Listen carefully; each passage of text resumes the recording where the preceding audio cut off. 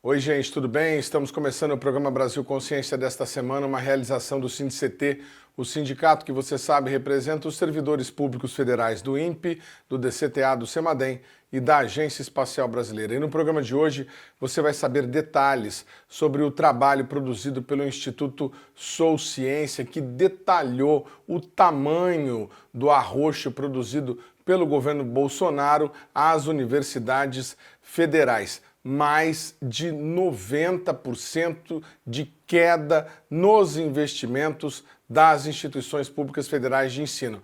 Mas antes, o programa Brasil Consciência vai mostrar para vocês que São José dos Campos, a capital brasileira do avião, ganhou uma réplica da Casa de Santos Dumont. Conheça nesse vídeo a nova Encantada do Brasil.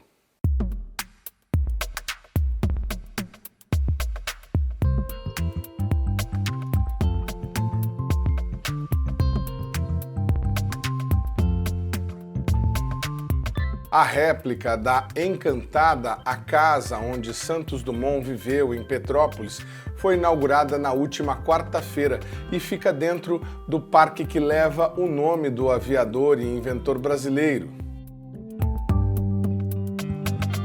O Parque Santos Dumont já é um ponto turístico conhecido da população da região do Vale do Paraíba. No mesmo local já havia uma réplica em metal do lendário 14 bis, o avião projetado e construído por Santos Dumont, com o qual ele realizou o primeiro voo de uma aeronave mais pesada que o ar.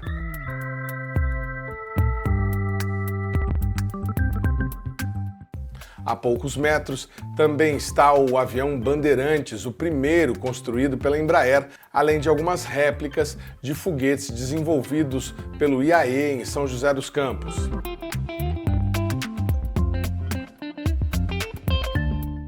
A construção da réplica da Encantada de São José dos Campos ficou praticamente parada por pouco mais de 10 anos. O começo da obra aconteceu entre os anos de 2006 e 2012, sob a responsabilidade da ABC Aera, a Associação Brasileira de Cultura Aeroespacial, em parceria com o DCTA e a Petrobras. Foi criado esse projeto, ela foi construída na época, aí ela ficou um tempo desativada e foi revitalizada agora, né, pela Secretaria de Educação, o setor de manutenção. E por quê? Porque já era um projeto antigo de São José dos Campos, e aí a gente precisava dar vida, né, para um espaço tão importante para a nossa cidade, que é considerada uma cidade da aviação. Segundo a Prefeitura, a réplica é exatamente igual à residência em que Alberto Santos Dumont viveu em Petrópolis entre os anos de 1918 e 1932, e ela pretende proporcionar aos visitantes uma experiência educativa e imersiva na história da aviação brasileira. Esse aqui, vamos ali para mostrar para vocês, ó. Essa aqui é a simulação de cabine, ó. Pode entrar aqui, ó. De novo, só cuidado com a porta, que é a portinha do Betinho, né?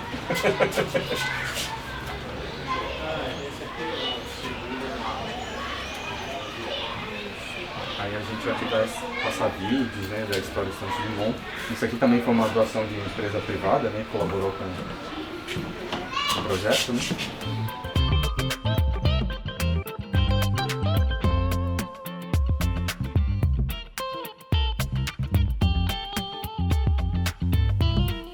Segundo informações da Prefeitura, o pequeno chalé em estilo alpino reflete a personalidade inventiva de Alberto Santos Dumont. No interior, é possível encontrar réplicas originais das invenções dele, como o chuveiro localizado no banheiro do quarto de dormir. É um banheiro só ilustrativo, né? Não tem uma função, mas dá pra a gente contemplar e ver como é que era o cotidiano dele, né? Onde ele aquecia a água através do gás e numa maneta ele temperava água fria e água quente e fazia todo o processo.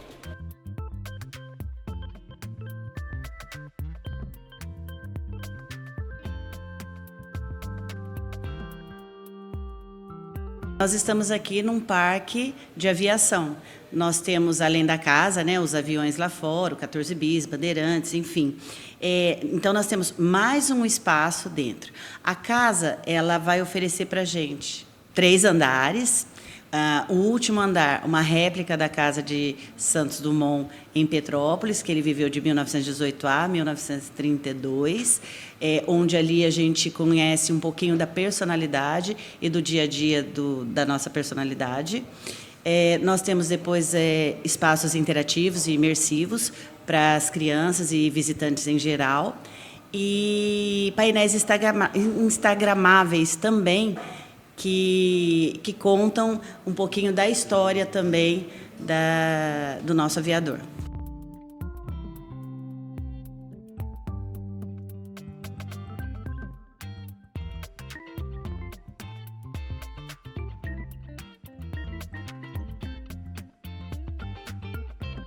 E o mais incrível que pode ser, ele, na carta de emancipação dele de 18 anos, que o pai dele deu, garanto para você a vida financeira, quero que você estude, principalmente a mecânica, né? Dentro, o pessoal fala, pô, então era um playboy, né? Uma pessoa que não precisava trabalhar para ter dinheiro, mas o pai dele frisou a educação. E eu quero que você vá para a França, porque é um lugar de homens de coragem, e eu quero que você enfrente todo esse desafio. E dentro disso tudo que a gente acha, parece uma ostentação, ele era um homem muito simples, né? Aqui fora você vê ali o armário da roupa dele, né? 3 cabides, pouca roupa. Então você vê assim que é um impacto muito grande, questão de... trabalhar mesmo. Era trabalhar mesmo, né? É muito legal isso, né?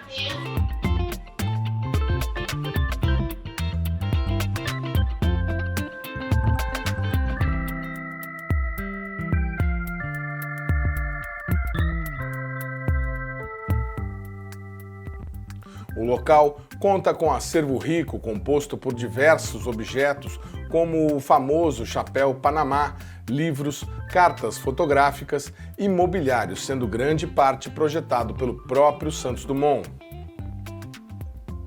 Também chama a atenção a escada de entrada, cujos degraus têm a forma de raquete e passos alternados entre o pé esquerdo e direito.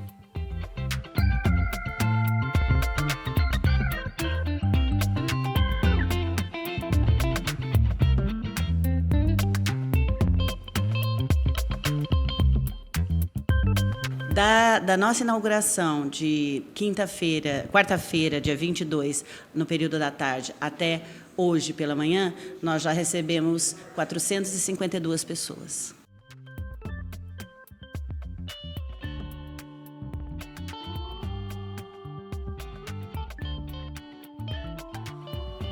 Na Nova Encantada, em São José dos Campos, também foi aberto espaço para homenagear outros nomes ilustres da aeronáutica brasileira, como Casimiro Montenegro Filho, criador do ITA e do DCTA, além de Osiris Silva, presidente e cofundador da Embraer.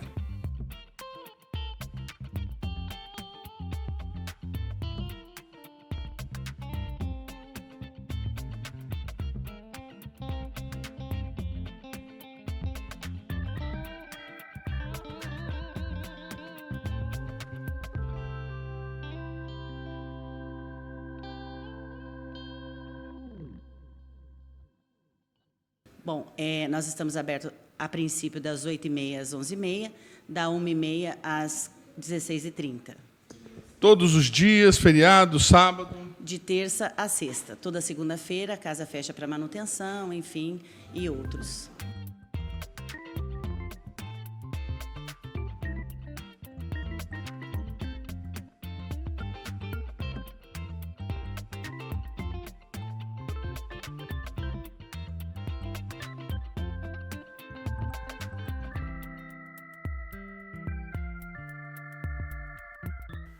Vocês viram nas imagens o avião Bandeirante e as réplicas dos foguetes como o Sonda 1 e 2, que foram reformados recentemente pelo DCTA de São José dos Campos em uma das atividades pelos 150 anos de Alberto Santos Dumont. O Brasil Consciência tenta desde agosto um contato com algum representante do DCTA que pudesse nos falar um pouco sobre esse trabalho de recuperação do acervo que fica a céu aberto no parque. Inicialmente, nosso contato foi enviado diretamente ao DCTA, depois ao Comando da Aeronáutica, depois ao Ministério da Defesa, depois de volta ao DCTA, e até o momento a gente não recebeu nenhuma resposta. O programa Brasil Consciência vai para um rápido intervalo e na sequência você confere as informações sobre o levantamento inédito que aponta o tamanho do cerco às universidades durante o governo Jair Bolsonaro. Um instante só, não sai daí.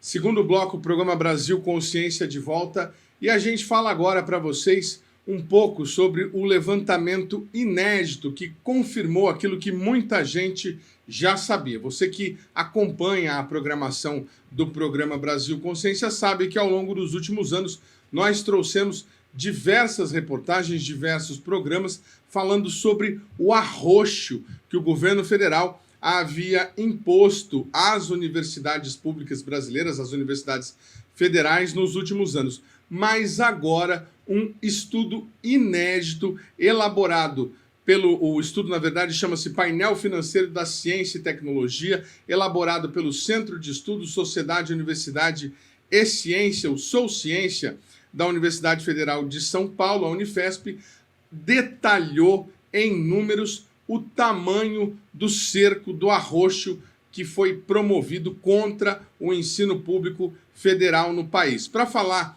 sobre esse assunto, a gente está aqui com a coordenadora do Centro de Estudos, Sociedade e Universidade de Ciência, o Sou Ciência, a Soraya Ismaili, que, como muita gente sabe, foi reitora da Universidade Federal de São Paulo, a Unifesp, durante 2013 e 2021. Muito boa tarde, Soraya. Obrigado por você ter aceitado o nosso convite. A gente está dando uma olhada nos números aqui, vamos mostrar um pouquinho ao longo da nossa conversa, mas de cara dá para falar que a gente teve investimentos que chegaram, né, ao patamar de 2013, quando nem havia todo o parque de universidades federais atuais formado. Por que o Centro de Estudos resolveu fazer esse trabalho agora em 2023? E o que a senhora, como ex-reitora, pensa sobre esse resultado aí aterrador? Bem, nós decidimos realizar esse estudo porque o Centro de Estudos tem como linha de pesquisas, tem várias linhas de pesquisas, e esta é uma das linhas que nós estabelecemos no nosso centro. Então, nós temos estudado o financiamento da educação superior e da ciência, e, portanto, fizemos um amplo painel, não só das unidades de ciência, como o próprio Ministério da Ciência e Tecnologia, CAPES, CNPq, FNDCT, e resolvemos também fazer uma série histórica dos recursos e orçamentos das universidades federais. São muitas universidades em todo o nosso país e que passaram por muitas transformações, desde o ano 2000 até 2022. Nós tivemos uma grande expansão no sistema, especialmente no governo do presidente Lula, o primeiro governo. Depois, no segundo, mais ainda, começou no primeiro governo, no segundo, nós tivemos uma grande expansão, que foi o sistema Reúne, e depois, no governo Dilma, também tivemos a continuidade dessa expansão.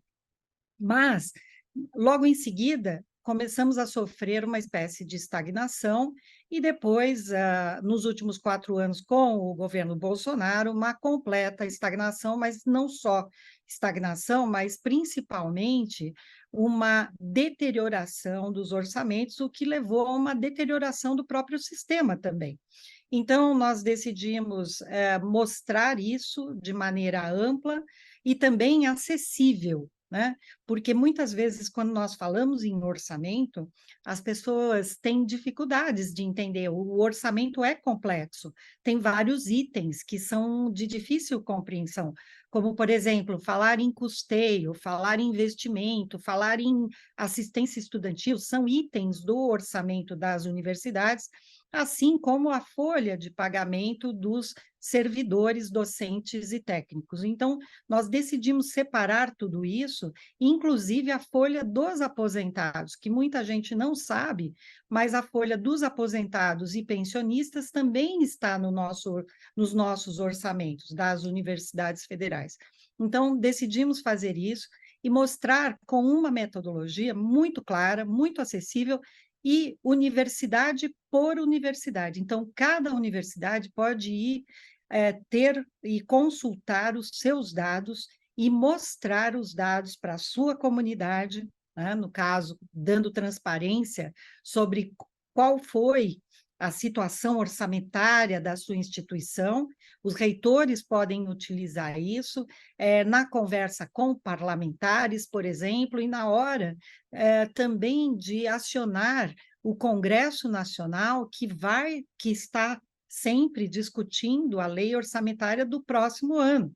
Então, nós temos que fazer esse diálogo permanentemente com a sociedade e também com o Congresso Nacional, para que as universidades federais possam ter condições adequadas para o seu funcionamento. O que nós vimos, o resultado que nós vimos desse estudo, um estudo muito bem realizado, com técnicos e pessoas muito capacitadas e utilizando uma metodologia já desenvolvida pelo professor Nelson Amaral, da Universidade Federal de Goiás, que também é membro do Sou Ciência, e por nós todos discutindo, eu mesma participei bastante desse estudo, trazendo a experiência depois de ter sido reitora, e o que nós verificamos neste quadro. Qual foi o quadro que nós encontramos? Que nós temos uma queda nos investimentos, principalmente a partir do governo Temer, a partir do momento em que Temer assume a presidência da República, mas principalmente nós temos logo em seguida com o governo Bolsonaro uma queda dramática no custeio, no funcionamento, na assistência estudantil, nos investimentos, que é a parte que nós precisamos para as obras, os equipamentos, os livros, foram quedas muito, muito significativas. Em alguns casos chega a 50%, em outros, no caso do investimento, que é esse recurso para obras e para reformas, chega a quase zero no ano de 2022. Então, é realmente uma situação dramática em que as universidades federais tiveram que enfrentar, além de todas as questões de difamação, de uma situação de enfrentamento, de conflitos permanentes com o governante, né? Que foram os anos de 2019, 2022. E, além de tudo, uma pandemia que nós tivemos que enfrentar sem recursos e sem orçamentos. Tudo isso, somado, trouxe uma situação de extrema necessidade para as universidades, e isso está evidenciado, e é importante quando nós vamos conversar com parlamentares, com os governantes, para que nós tenhamos agora um retorno da nossa, tenhamos uma composição salarial que seja reposta, que nós tenhamos uma recomposição orçamentária, e não só salarial, mas recomposição orçamentária, que permita condições de ensino, pesquisa e extensão. Vamos ilustrar um pouquinho isso que a doutora Soraya está falando. Doutora, eu não sei se a senhora está vendo o gráfico que eu estou compartilhando na tela neste momento? Está chegando aí para a senhora? Está chegando. Muito bem. Este aqui é o gráfico 1, vamos dizer assim, né, da planilha que foi anexada ao estudo. E vocês podem observar aí, olha, nós temos início dos anos 2000, Fernando Henrique Cardoso. Eu acho que está aqui como Fernando Henrique Cardoso 2, porque seria o segundo mandato. Não, com certeza é pelo ano 2000. E o investimento, aportes Exato. totais nas universidades federais, né? Aporte total. Então, posso deduzir que seja o valor cheio, né? O valor total investido, ali na casa dos não tem legenda, mas seriam 30 bi, correto, doutora Soraya? Na verdade, aqui, este gráfico é o orçamento total, né? Então, aqui estão inclusos os salários, inclusive, lembrando que nós não temos um poder discricionário em relação aos salários nas universidades federais. Por quê? Porque são autarquias da administração indireta, e não há uma liberdade de utilização dos salários, né, da folha de pagamento. E aqui, lembrando que a folha de pagamento das universidades federais, das autarquias federais, elas estão também compõem, né, incluem a folha dos aposentados e pensionistas, diferente de outras instituições, que a folha de aposentados e pensionistas está no INSS. Aqui não. Aqui nós temos todos os salários, todos os aposentados e pensionistas e todos os recursos de custeio, de assistência estudantil e de investimentos. E aí dá para ver que nós tivemos um aumento considerável e bastante importante e significativo nos governos Lula, começando no governo Lula 1, depois indo para Lula 2 e continuando no governo Dilma 1. Nós tivemos depois uma estagnação durante o período Temer, como é possível verificar, e depois uma queda, e estes valores são valores muito elevados, né? Parece que é uma queda pequena olhando assim os valores globais, mas nós estamos falando de bilhões de reais, porque inclui todas as 69 universidades, mais de 500 campi em todo o país, além das folhas de pagamento, como eu mencionei. A gente já conversou sobre isso, você que acompanha o Brasil Consciência, essa questão relacionada ao serviço público, a estabilidade do emprego é indiscutivelmente necessária, mas daí quando a pessoa se aposenta, esse ônus da aposentadoria fica para a instituição, para a universidade, no caso que a gente está falando aqui, e aí fica difícil para contratar novos funcionários e ter aquele ônus de pagar o anterior, precisaria ter uma mudança de metodologia. Mas a doutora Soraya está falando aí da questão que o gráfico não dá significância. Vamos avançar direto para o último gráfico que está na planilha, e aí a gente vai mostrar para vocês. Esses são os aportes totais nas universidades federais em investimentos. Aquele valor para fazer uma obra, para comprar um equipamento, atualizar computadores, por exemplo. Dá uma olhada, você que está em casa nesse momento, o que foi, por exemplo, o governo Dilma 1 em 2014 e o que foi o último ano, 2022, do governo anterior, para você ter uma ideia do que passaram as universidades públicas federais brasileiras. Exatamente, é o que eu mencionava para vocês. E o que chama a atenção, doutora Soraya, é que isso não é só um corte. Alguém pode falar, não, mas cortou recursos de diversas áreas e tudo mais. Mas nós tivemos um ministro da Educação que chegou a dizer que na universidade pública só se fazia balbúrdia, né? E tivemos uma série de campanhas contra o conhecimento, contra o estudo, a Universidade Federal Pública como um todo foi bastante criticada ao longo da gestão. O que é, para uma gestão universitária, ter uma queda desse tamanho com investimentos? por exemplo, a senhora lá na Unifesp, durante todo o período que a senhora foi reitora, a gente sabe que computadores, por exemplo, têm uma vida útil, né, um valor de depreciação que acaba em 5 anos. O que significa você ter aí, por exemplo, um corte de quase... aqui daria o quê? Pagou 10% do que pagava? Nós calculamos que chegamos a 93% de queda em relação ao que nós tínhamos em 2014. Veja o que nós tínhamos em 2014, que foi um ano que nós tivemos aí recursos.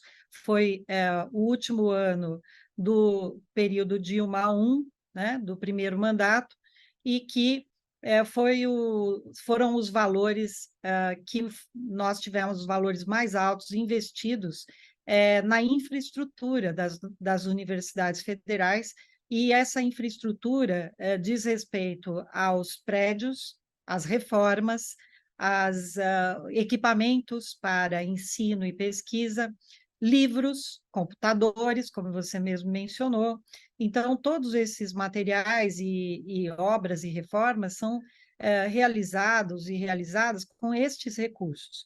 Quando nós começamos já no período Temer, se vocês podem verificar, 2016 já tem uma queda, 2017 uma queda maior ainda, e depois a queda continua já em valores dramáticos no período Bolsonaro. Isso significa que foram, inclusive, no período entre 2020 e 2022, em especial 2020 e 2021, nós vivemos uma pandemia que é uma das maiores crises sanitárias da nossa geração, da nossa era, né? Nós nunca tínhamos visto o que aconteceu, nós nunca tínhamos passado por isso, e as universidades federais enfrentaram a pandemia, trouxeram pesquisas, ensino, telesaúde, fizeram ações contra a fome, o combate à pobreza, vacinação, pesquisas para trazer medicamentos para a Covid-19, as vacinas que foram pesquisadas. Se não fosse o Brasil, nós não teríamos a vacina de Oxford, que foi a vacina pesquisada em fase 3, principalmente no Brasil, foi o país que mais contribuiu com essa pesquisa e que salvou muitas vidas. Então, vejam, nós temos universidades que poderiam ter feito muito mais, que poderiam estar desenvolvendo mais benefícios para a população em saúde, pesquisas nas questões das mudanças climáticas, das energias renováveis. Tudo isso está sendo realizado nas nossas universidades, mas houve atrasos. Nós tivemos atrasos nestas pesquisas, e também os nossos jovens que estavam nas universidades e que alguns deles tiveram até que parar os estudos porque não tinham condições de assistência estudantil, de permanência estudantil. Se nós olharmos os gráficos que estão no painel da permanência estudantil, vocês também vão verificar que houve uma queda da assistência estudantil em todas as universidades. Ou seja, nós temos uma demanda aumentada, mas um recurso diminuído para os nossos estudantes, e principalmente os estudantes mais carentes. Lembrando que as universidades federais hoje têm mais de 70% de estudantes de famílias de baixa renda. Então, é um perfil socioeconômico que mudou totalmente. Mudou com a expansão realizada entre os anos 2006, 2007 até os anos 2014. E nós precisamos atender estes jovens que estão nas nossas universidades. E, por isso, esse período foi realmente dramático. No que diz respeito a investimentos, que é esse gráfico que está aparecendo aqui, mas em todos os outros itens de despesas que são tão importantes para as universidades.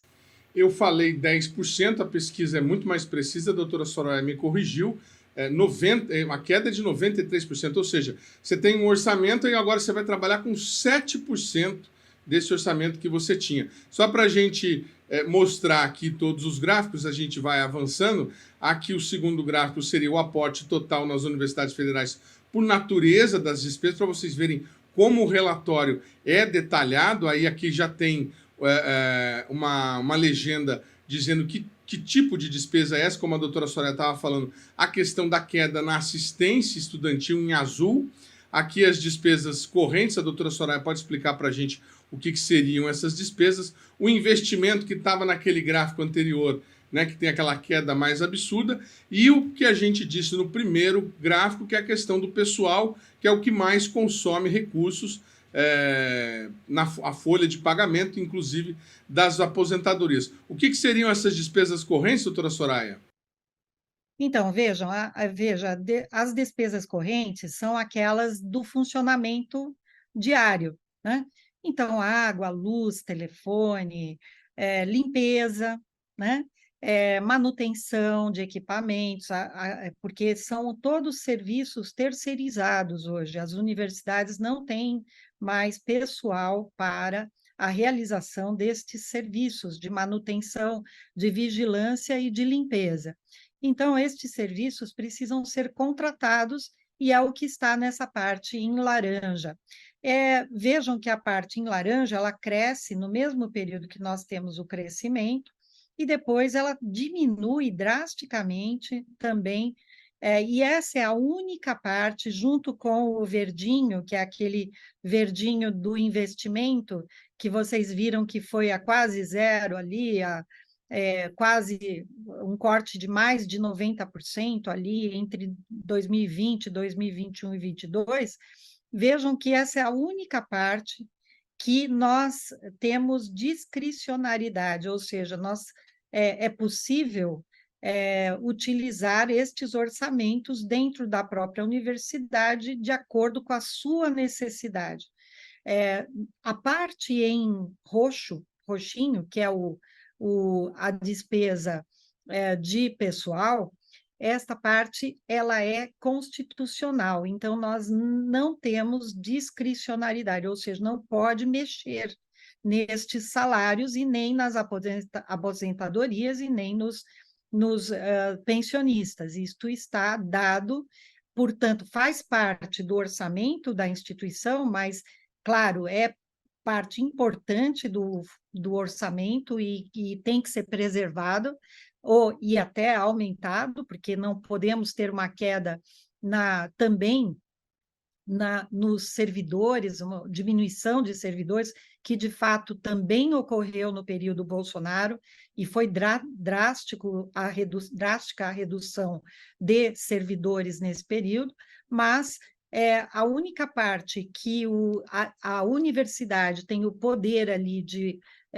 mexer um pouco, né? Sempre dentro da legislação, seguindo regras de licitação, tudo isso, é a parte discricionária, que é o laranja e o verdinho. Então, esta camada, vejam ao final como ela fica achatada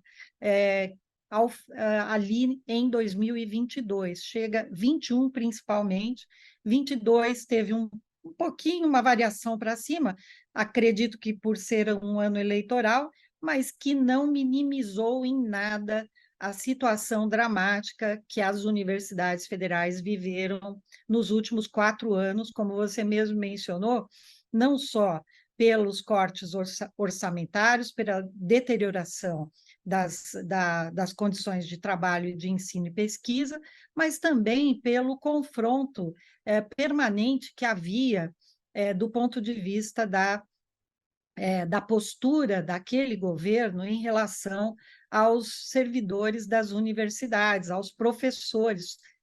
Fomos chamados, inclusive, de vacas gordas, né? E outros adjetivos também totalmente inadequados, porque foram as universidades que trouxeram soluções para a pandemia. Durante a pandemia, os nossos hospitais universitários atenderam a população de maneira ampla, de maneira que nós pudéssemos salvar muitas vidas. fazendo ensino, pesquisa e extensão. Perdemos muitos profissionais nas nossas universidades, a própria Unifesp perdeu alguns professores para a pandemia, professores que estavam na linha de frente da Covid-19. Então, tudo isso é sob ataque e sob corte orçamentário. Muito bem, o programa Brasil Consciência vai para um rápido intervalo e a gente volta na sequência para continuar esse bate-papo sobre o arroxo que as universidades federais brasileiras sofreram durante a gestão Bolsonaro. Um instante só, não sai daí.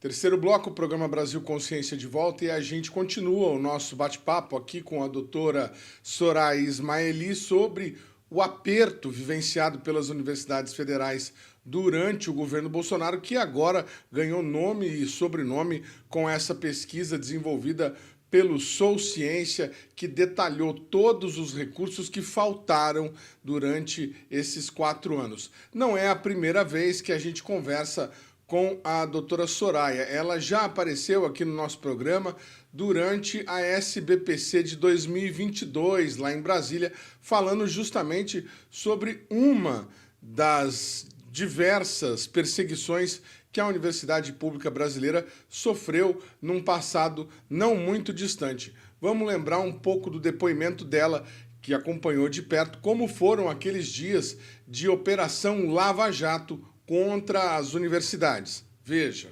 A história, e aí eu quero dizer que a história de perseguição, ela de fato começa antes desse governo. E, de fato, ela ainda não acabou. Né? E ela continuou, sim, depois da morte e da perda que é irrecuperável do cancereiro. Mas, sem dúvida alguma, eu devo dizer, eu também concordo que a morte do cancereiro trouxe, certamente, um divisor. Né? E trouxe também o fato de que nós estávamos, e nós todos estávamos extremamente abalados com tudo aquilo que tinha acontecido, e ele certamente impediu, apesar de estarmos abalados e não sabíamos exatamente o que ia acontecer depois, certamente este fato, essa perda, ela trouxe também a vida, as nossas vidas. Né? E eu queria dizer que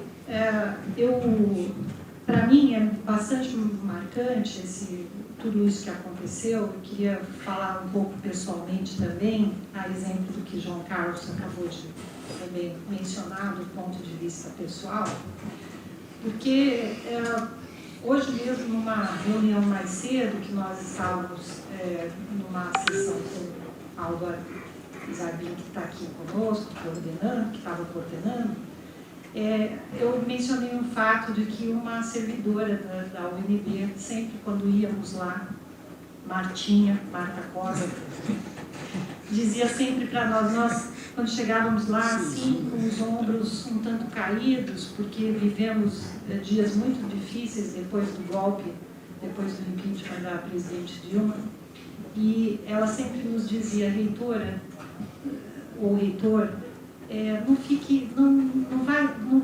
fique assim, porque vocês não vão carregar as universidades nas costas de vocês. Né? Então, nós vivemos e estamos vivendo ainda dias muito difíceis. Né? Eu quero dizer que a partir do momento em que houve o golpe, as nossas universidades começaram a ser assombradas. E todos se lembram claramente do que aconteceu com o cancereiro. Foi um fato marcante nas nossas vidas. Nós estávamos, de fato, indo para lá para essa homenagem, para prestar a solidariedade e para mostrar para o mundo que nós não somos bandidos, nós não somos pessoas, nós estamos lutando para que as universidades continuem funcionando. E isso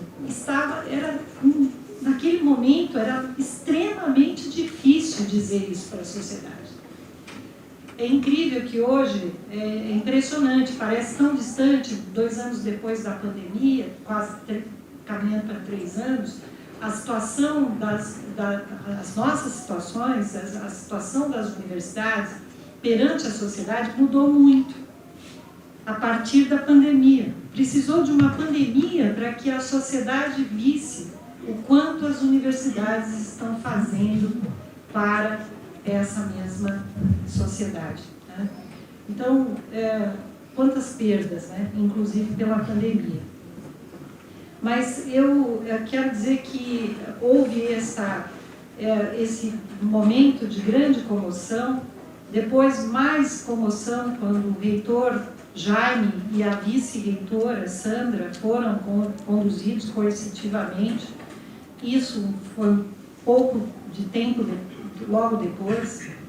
E depois outras ameaças a vários reitores que aconteceram. Vários. E isso continuou, só que não daquela forma e com aquela intensidade que aconteceu com o Cancelheiro. E, de fato, a morte dele tem realmente produz isso, é um fato que realmente é um fato histórico, né, nesse sentido. Mas isso continuou. E quando o Bolsonaro assume, e aí eu quero dar um depoimento pessoal, que eu nunca falei em público, é a primeira vez, mas eu vou falar aqui hoje. Em 2019, quando o Bolsonaro assume, eles começam uma operação em todas as universidades, praticamente, uma operação sigilosa, que foi chamada nos bastidores de Lava Jato das universidades. Várias das nossas universidades, inclusive a minha universidade, enquanto reitora, foi vasculhada até em todos os seus procedimentos, todos, sigilosamente, e nós sabíamos que estávamos sendo vasculhados. Não encontraram nada, absolutamente nada, até hoje. E basta lembrar também, exemplificando tudo aquilo que a doutora Soraya está falando, que foi uma pesquisadora brasileira, Jaqueline Góes de Jesus, mapeou o genoma da Covid-19 na USP. Eu vou cometer uma injustiça agora, que eu me esqueci o nome da outra pesquisadora que também fazia parte. Esther Sabino.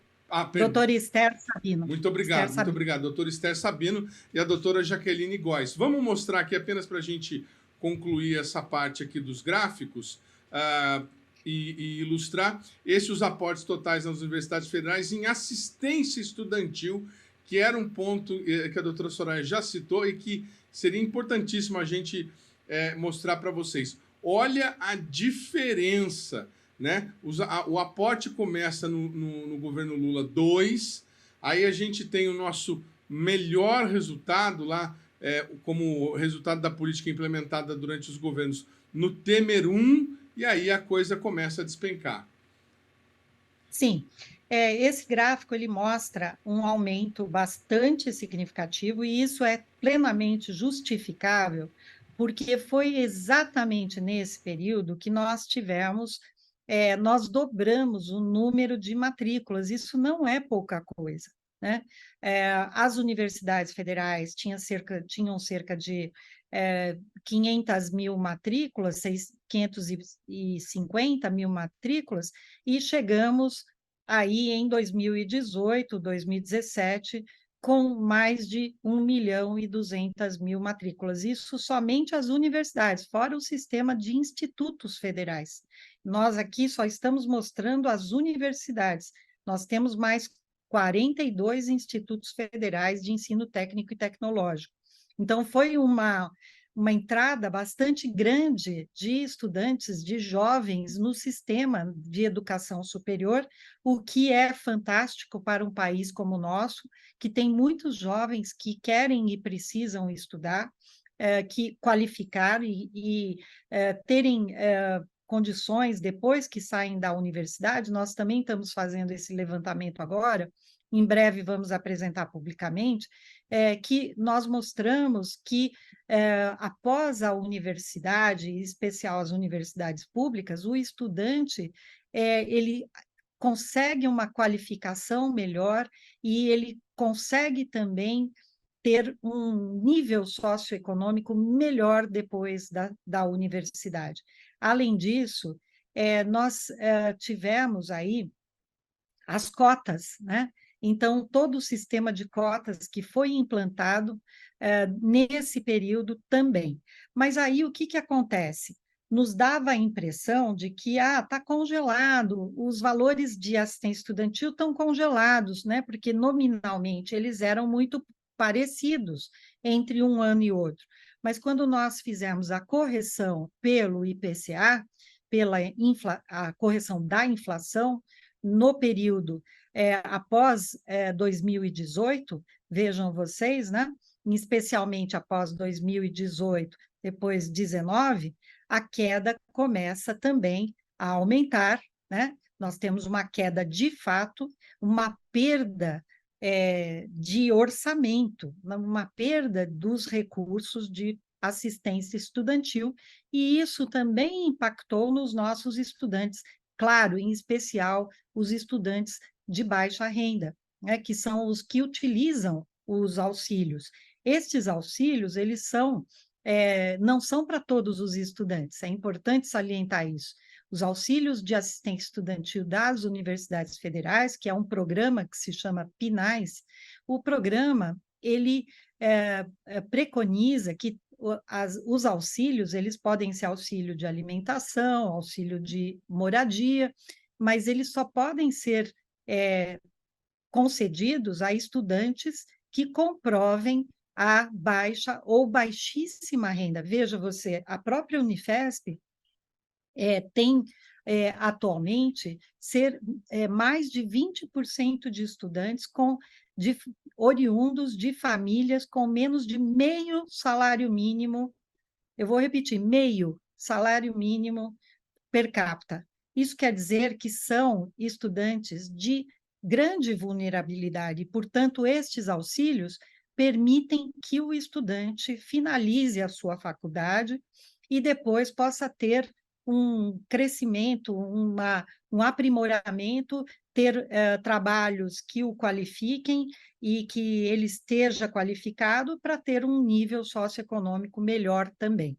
Então, a assistência estudantil é fundamental hoje para as nossas instituições. Eu queria comentar um pouco sobre a questão 2023.